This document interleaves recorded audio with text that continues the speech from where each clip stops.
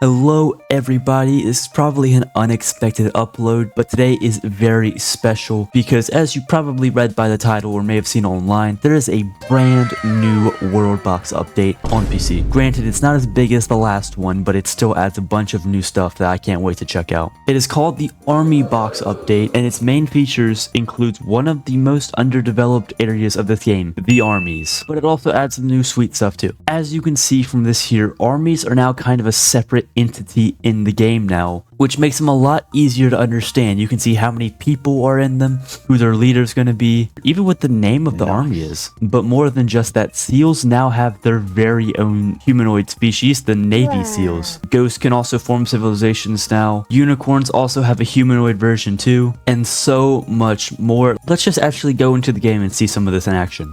So as we can see here on the humanoid tab, we have the Navy Seals and the Punk Corns. Now I do want to go ahead and mention here that a lot of the videos I make are scheduled in advance. This one's not. So that means in my next handful of videos or so, you're going to see some videos that do have these new features while some don't. But it's not like these features absolutely change the game, although they are useful. So it won't really matter. So as we've made a beautiful looking map here, let's just place down a bunch of these new creatures. And also, by the way, I think the unicorns may have just became the most powerful species in the game. By default, they have 500 health, live for 500 years, and do a decent amount of damage. But I'm assuming that Navy Seals too, at least by the name, are probably pretty good at combat as well. Look at their leader, look at that outfit he's in, that's awesome. And as we can see here, the Seals have formed their own army that they have named Lai 1. So their captain, as they call it, is this dude named Pluton, who's holding a nice little shield. And this stat doesn't really add a ton of stuff, but it's still useful. Like, you can see the males and the females in the army, but still, you can even look at most interesting people in an army. You can name it yourself if you want to, like the Seals.